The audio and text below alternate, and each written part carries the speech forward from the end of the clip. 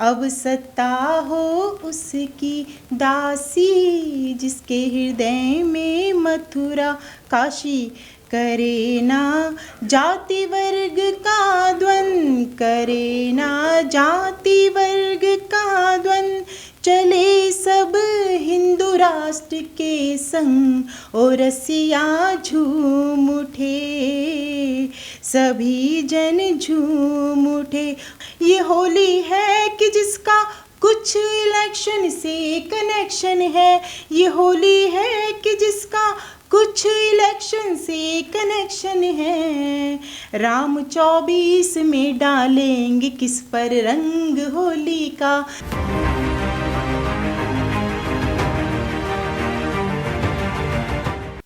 हमारे साथ गौरी मिश्रा जी हैं, श्रृंगार रस की कवि हैं, और ये चूँकि नैनीताल उत्तराखंड से बिलोंग करती हैं, राजधानी रांची आई हैं। इसके पहले भी ये झारखंड आ चुकी हैं, लौह नगरी में अपना ये कह कि कवि सम्मेलन कर चुकी हैं।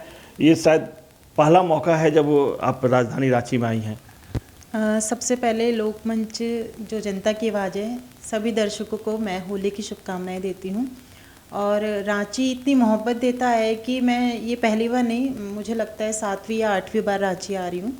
और केवल रांची नहीं, पूरे झारखंड ने हमेशा मुझे बहुत मोहब्बत दी है। झारखंड ऐसा लगता है मुझे जैसे कि उत्तराखंड और झारखंड दो भाई हैं, और वहाँ से एक बहन आई है झारखंड की माटी को अपने मस्तक से लगाने के लिए। अगर उत्तराखंड की बात करो, झारखंड की, तो दोनों राज्यों का निर्माण एक साथ ही हुआ था, तो ऐसे में दोनों का संबंध होना स्वाभाविक है। और चूंकि अब होली का मूड है, तो होली के मूड में आप चूंकि अब राजधानी रांची आई हैं, तो क्या कुछ श्रृंगार रस में कुछ गुदगुदाना चाहेंगी हमारे जो लोकमंच लाइव के जो सुनने वाले हैं, चाहने वाले हैं दर्शकों?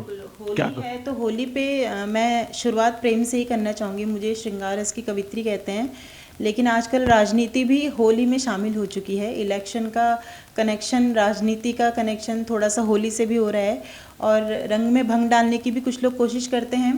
पर मैं प्रेम से शुरुआत आज के मंच पे करूँगी कवि सम्मेलन में, और वही मैं आपके चैनल पे पढ़ती हूँ कि जब भी होली मनाई जाती है तो बरसाने और वृंदावन की होली काफ़ी प्रसिद्ध मानी जाती है। अगर बरसाने, वृंदावन और ब्रज की होली की बात ना हो तो होली अधूरी बन बिल्कुल सही कहा आपने। तब मैं कहती हूँ कि कन्हैया ने कहा राधा से तुझ पर रंग डालूंगा, मैं पिछली साल की होली का अब बदला निकालूंगा।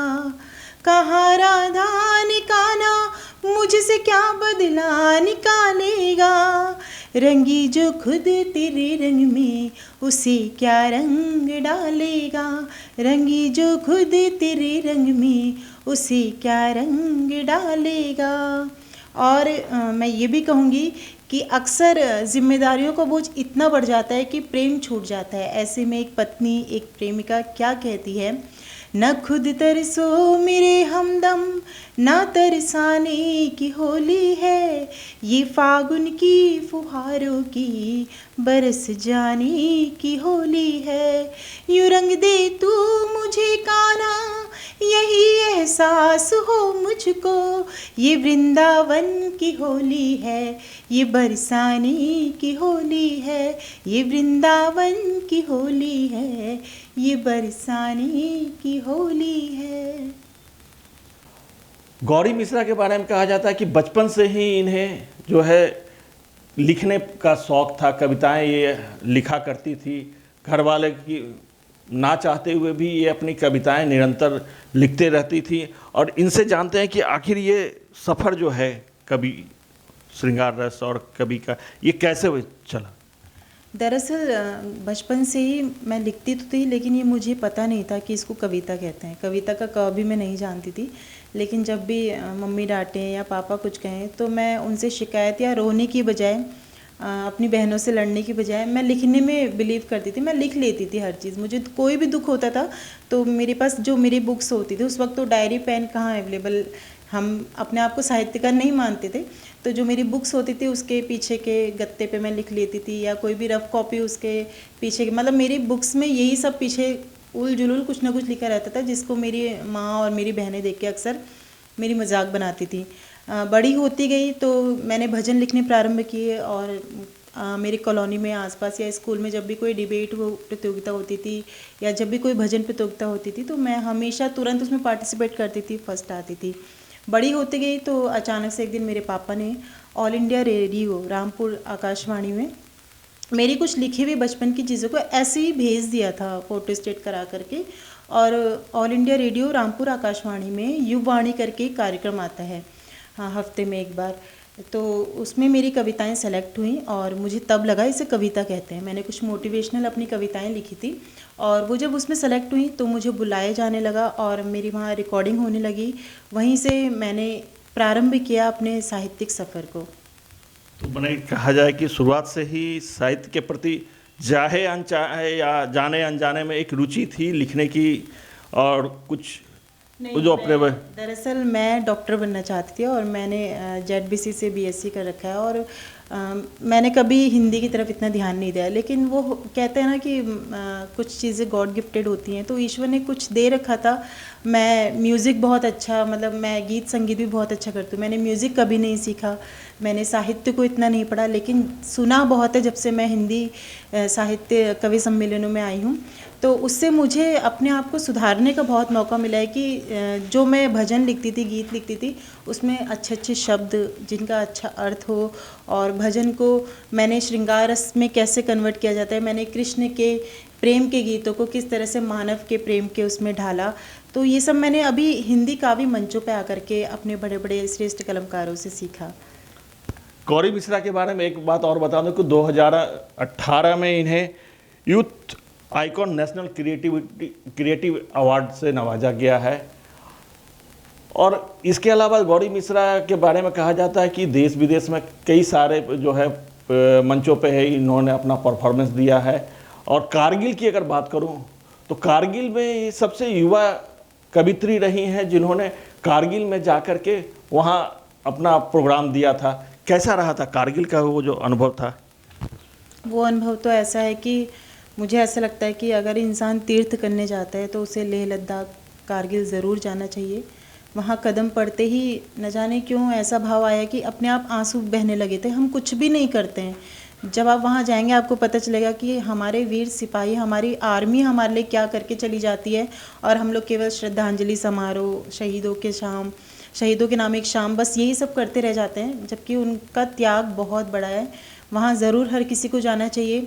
और लोग इधर उधर टूरिस्ट बन के घूमने जाते हैं लाइफ को एंजॉय करने के लिए, एंटरटेन करने के लिए, लेकिन मेरा ये मानना है कि हर पेरेंट्स को अपने बच्चों को एक बार कारगिल लेह लद्दाख ज़रूर ले जाना चाहिए। कारगिल का भी म्यूज़ियम दिखाना चाहिए जहाँ पे पता चलेगा कि हमारे देश की आर्मी ने हमारे लिए क्या किया और देश के असली हीरो कौन है। अगर ये तो हुई कारगिल की बात, अब वर्तमान अगर देश की बात करूँ तो वर्तमान में जो राजनीतिक हालात हैं श्रृंगार रस में उसको कैसे व्यक्त करेंगे? ये आपने बहुत अच्छा पॉइंट उठाया है। मैं वही कह रही थी कि होली जो है उसका इलेक्शन का कनेक्शन ज़रूर इसमें होता है।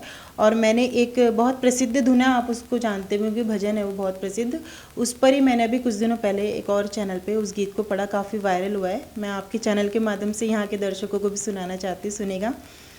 होली लेकर आई उमंग, लगा लो प्रेम प्रीत के रंग, और रसिया झूम उठे, सभी जन झूम उठे।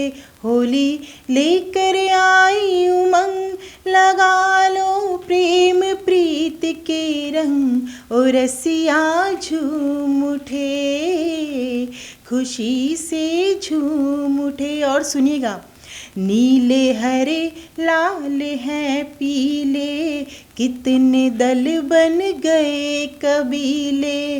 नीले हरे लाल हैं पीले, कितने दल बन गए कबीले।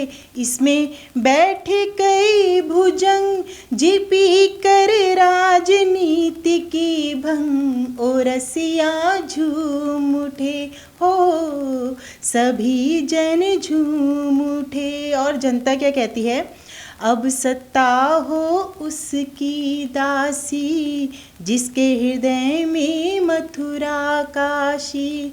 अब सत्ता हो उसकी दासी, जिसके हृदय में मथुरा काशी।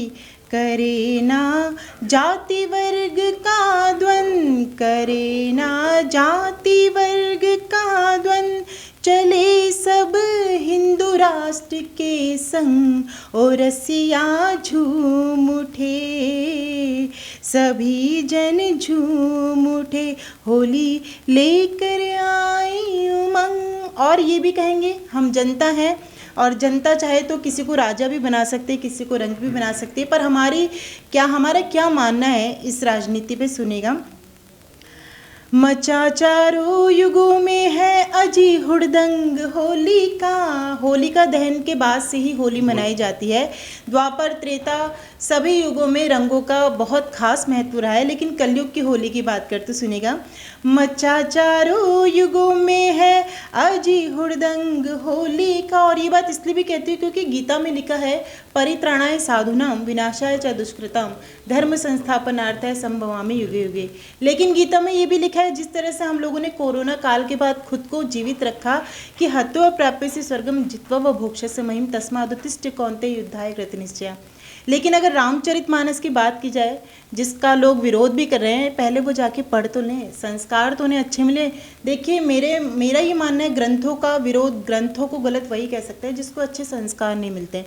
क्योंकि हमारे रामचरितमानस में लिखा है कि दैहिक दैविक भौतिक तापा, राम राज नहीं काहू ही व्यापा, सब नर कर ही परस्पर प्रीति, चले ही स्वधर्म निरत श्रुति नीति। रामराज की स्थापना हो रही है और ऐसा युग आने वाला है कि हर कोई मर्यादित रह करके, संस्कारों में रह करके अपने जीवन को जीने की कोशिश कर रहा है। तब मैं कहती हूँ, मच्चा चारों युगों में है अजी हुड़दंग होलिका, कन्हैया और राधा को भी भाया संग होलिका। ये होली है कि जिसका कुछ इलेक्शन से कनेक्शन है, ये होली है कि जिसका कुछ इलेक्शन से कनेक्शन है। राम 24 में डालेंगे किस पर रंग होली का, राम 24 में डालेंगे किस पर रंग होली का, राम 24 में डालेंगे किस पर रंग होली का। जब 24 की बात है आपने की, तो हाल के दिनों में जिस तरह से देखा जा रहा है कि राजनीति में जिस तरह से हिंदू राष्ट्र और रामचरितमानस को जो कहें कि जो बयानबाजियाँ हो रही है, चाहे हिंदू राष्ट्र बनाने की बात हो रही है, उस पर लोगों के अलग अलग जो है मत आ रहे हैं। कोई कह रहा है हिंदू राष्ट्र नहीं हो सकता, कोई कुछ और कहते हैं, कोई रामचरितमानस की जब चाहे मजाक उड़ा देते हैं, खिल्ली उड़ा देते हैं। लेकिन क्या लगता है कि श्रृंगार रस में इसको किस तरह से आप देखती हैं? आप चूँकि एक कवित्री रही हैं, अलग अलग जगह जाते रही हैं, तो इसको किस रूप में देखती हैं? देखिए, मेरा ये मानना है कि ये हिंदुस्तान का परचम सजा है 3 रंगों से। चमन में उड़ रहे हैं हम मगर बेबस पतंगों से। अगर जो इस तले तुमने लगाई आग मजहब की, हरा हो या हो केसरिया झुलस जाएगा दंगों में। ये जिस तरह के जाति भेदभाव सब कुछ हो रहे हैं ना, राम जी तो वो थे जो सबके थे। राम जी के मंदिर बनने का जब फैसला आया था तो सबने स्वीकारा था, कोई भी दंगे फसाद नहीं हुए थे। वो तो अब कोशिश कौन कर रहा है ये तो नहीं पता, लेकिन ईश्वर बैठा है ऊपर सब चीज़ का जवाब देने के लिए। इंसान आपस में लड़ रहा है, उनकी बेवकूफ़ी है। इंसानों को अपने विवेक से काम लेना चाहिए, बेटर देन कि वो ऊपर से किसी की बात सुन के आपस में लड़ें। पर मैं ये ज़रूर कहना चाहूँगी कि देश में क्या संकेत हमें मिल रहे हैं और क्या होने वाला है, चाहे कुछ भी हो जाए, राम जी तो आए थे और राम जी ज़रूर आएंगे। कलयुग में कल के अवतार आएंगे। तब मैं कहती हूँ, जब तक अपने भारत में चौकीदार प्रधान है, जो भी देश की रक्षा करे वो चौकीदार है। जब तक अपने भारत में चौकीदार प्रधान है, इन हाथों में सदा सुरक्षित अपना हिंदुस्तान है। वर्ष 23 की होली का रंग 24 में दिखला देंगे, वर्ष 23 की होली का रंग 24 में दिखला देंगे। करे विश्व भारत का वंदन होनी जय श्री राम है, करे विश्व भारत का वंदन। होनी जय श्री राम है, होनी जय श्री राम है। जय श्री राम। लेकिन जिस चौकीदार की आपने बात कही, उस चौकीदार पे कई सारे सवाल उठते हैं। वर्तमान जो राजनीतिक परिदृश्य है, चाहे कहा जाता है कि जहाँ भी बीजेपी शासित राज्य नहीं है वहाँ गिराने के कहीं ना कहीं चौकीदार पे ही हमले हो रहे हैं। तो आने वाले दिनों में किस तरह से देखती हैं, और झारखंड की जो वर्तमान जो राजनीति है उसमें क्या कुछ देखती हैं? श्रृंगार रस में इसका किस तरह से वर्णन करेंगे? देखिए, मेरा ये मानना है राजनीति और इंसानियत दोनों एक ही सिक्के के दो पहलू हैं। जो इंसानियत निभाएगा उसकी राजनीति अच्छी चलेगी, वरना कितनी पार्टियां आई, कितनी पार्टियां चली गईं। अब ये हमें देखना है बैठ के, भविष्य तो किसी ने भी तय नहीं कर रखा है। और हम क्या देखते हैं, हमारा देखना भी मायने नहीं रखता है। बस हमें किस तरीके से हालातों को देखते हुए अपने वोट का, अपने मत का सही इस्तेमाल करना है, उसको सही जगह पे देना है, इस बात का हमें ध्यान रखना पड़ेगा। बेटर देन कि हम इस बात का ध्यान दें कि राजनीति क्या कर रही है। हमें ये ध्यान देना पड़ेगा कि हम क्या कर रहे हैं और हमें क्या करना चाहिए। लेकिन मेरा ये मानना है कि हर परिस्थिति में हर हिंदुस्तानी को अपने हिंदू धर्म को निभाते हुए, अपने ग्रंथों को पढ़ते हुए इंसानियत को ज़रूर निभाना चाहिए। और होली की शुभकामनाओं के साथ मैं यही कहूँगी कि बिना किसी द्वेष के, बिना किसी भेदभाव के रंग लगाइए, गुलाल लगाइए, अबीर उड़ाइए, मुस्कुराते रहिए और देश में जो प्यार है उसको बना करके, एक साथ जी करके इंसानियत को निभाते रहिए। जय हिंद। लोकमंच के जो दर्शक हैं, जो श्रोता हैं, जो चाहने वाले हैं, उनको क्या कुछ संदेश देना चाहेंगे होली के शुभ अवसर पर? अगर आप ईश्वर को मानते हैं तो जीवन भी वैसा जीकर दिखाइए। अगर आप राम को मानते हैं तो मर्यादा सबसे पहला नियम है इसका, बड़ों का सम्मान सबसे पहला नियम है। और प्रेम अगर निभाना है तो उनसे निभाइए जो हमारे लिए मर मिटते हैं, हमारे सैनिक या सैनिक का परिवार। और बस प्रेम से रहिए, प्रेम को जी करके दिखाइए। सोशल मीडिया का इस्तेमाल अच्छे कामों के लिए कीजिए देश में, वरना बहुत सारी गंदी बातें फैलाने के लिए पाकिस्तान बैठा हुआ है। लेकिन हमारे देश के लोग आपस में कुछ भी गलत ना फैलाएं, अच्छी बातें फैलाएं, प्रेम से रहें, मिल करके रहें, प्यार से रहें। हैप्पी होली। तो ये थी गौरी मिश्रा जी। बने रहिए लोकमंच लाइव के साथ। मैं आशुतोष कुमार।